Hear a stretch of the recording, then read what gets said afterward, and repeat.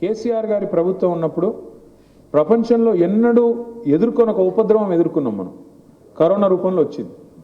ఎవడన్నా కలలో అన్న అనుకున్నాడా మూతికి బట్ట కట్టుకొని ఇంట్లో కూర్చునే రోజులు వస్తాయని? 2-3 నెలలు చివరికి మొత్తం వ్యాపారాలు బంద్, అన్ని బంద్, నోరు మూసుకొని ఇంట్లో కూర్చున్న పరిస్థితి. అందరూ ఎక్కడ వాళ్ళు అక్కడ బతికితే బలసాకు తినొచ్చు అని ఇంట్లో కూర్చున్న పరిస్థితి. మొత్తం దాదాపు 2 ఏళ్ల పాటు ప్రభుత్వానికి ఆదాయం లేదు.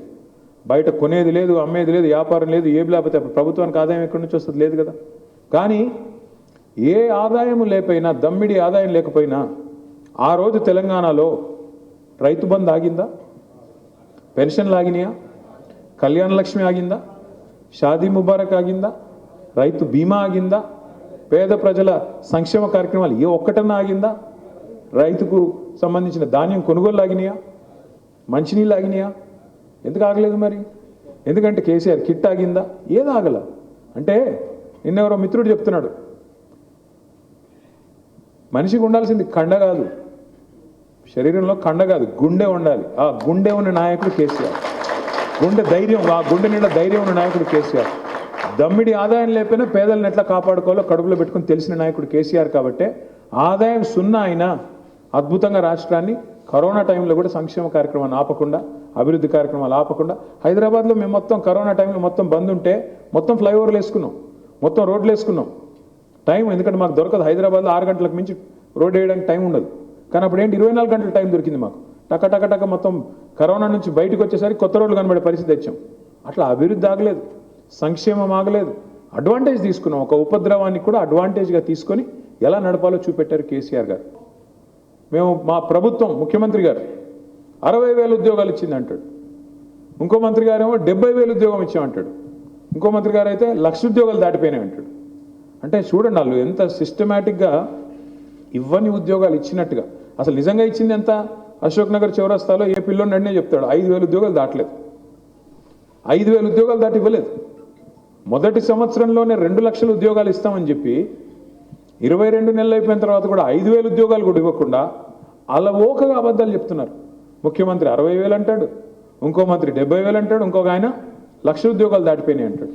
మరి దీన్ని మనం కాకపోతే ఎవరు తిప్పికొట్టాలి? ఎవరు చెప్పాలి మరి పిల్లలకి నిజాలు? పిల్లల తల్లిదండ్రులకి? లేకపోతే 100 సార్లు అబద్ధం చెప్తే ఏమవుతుంది? అదే నిజం అనుకుంటారు జనాలు. అది ప్రమాదం. ఇష్టం వచ్చినట్టు అడ్డగోలు హామీలు ఇచ్చారు.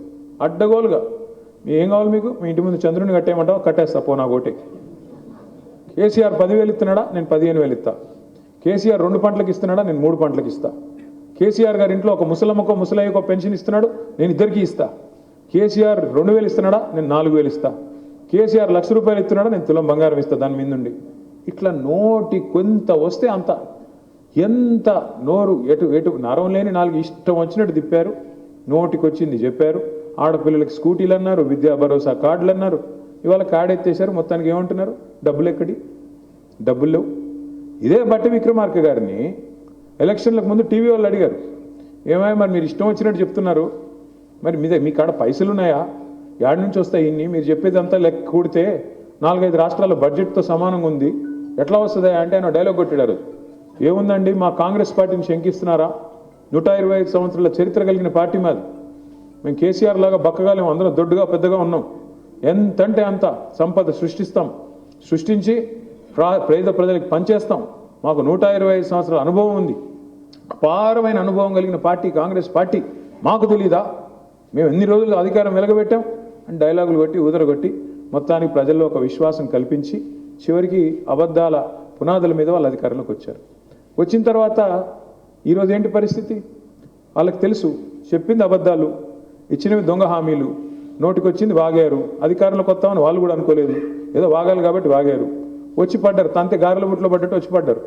పడ్డానికి ఏం చేయాలి ఇప్పుడు తప్పించుకోవడానికి? కేసీఆర్ అప్పులు పాలు చేశాడు, మొత్తం అప్పులు పాలు అయిపోయింది, నాశనం అయిపోయింది రాష్ట్రం, అందుకే మేము ఇవ్వలేకపోతున్నాం అని కుంటి సాకులు ఎత్తుక్కొని ఈరోజు తప్పించుకునే ప్రయత్నం చేస్తూ ఉన్నారు. ఇది ఎట్లా ఉంది అంటే, వెనకటికి ఎవడో మొహం బాగాలేకపోతే అద్దం పగలు కొట్టాడంట. ఆడ ముఖం బాగాలేదు, ఆడెళ్ళి అద్దం పగలు కొట్టాడు. ఏంద్రా అంటే నా ముఖం బాగా కనబట్లేదు అన్నాడంట. అట్లే నీళ్ళ పరిస్థితి కూడా. నడపడం చేత కాదు, ప్రభుత్వాన్ని నడిపే తెలివి లేదు, ప్రజలకు ఎట్లా సంపద పెంచి సంపద పంచాలి అనే విషయంలో అవగాహన లేదు. మనం ఎంతోమంది గొప్ప గొప్ప ముఖ్యమంత్రులను చూసాం, మంచి వాళ్ళని చూసాం మన కళ్ళ ముందే.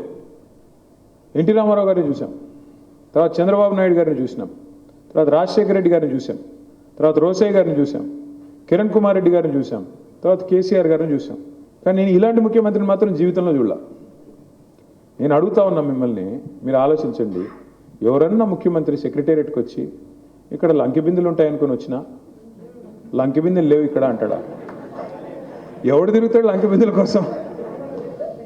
ఎవడు చూస్తాడు లంకె బిందుల కోసం? నిజానికి దొంగలు. ఏం మాటలు అవి నాకు అర్థం కాదు. ముఖ్యమంత్రి అయిన తర్వాత కూడా నీ గుడ్లు బీకి గోటీలు ఆడతా, నీ పేగులు తీసుకొని మెడలు వేసుకుంటా. మరి ఇదేం భాష నాయన? నాకు అర్థం కాదంటే నువ్వు గుడ్లు బీకి గోటీలు ఆడతావా? పేగులు తీసి మెడలు వేసుకుంటావా? ఏమనాలి ఇట్లాంటి వాడిని?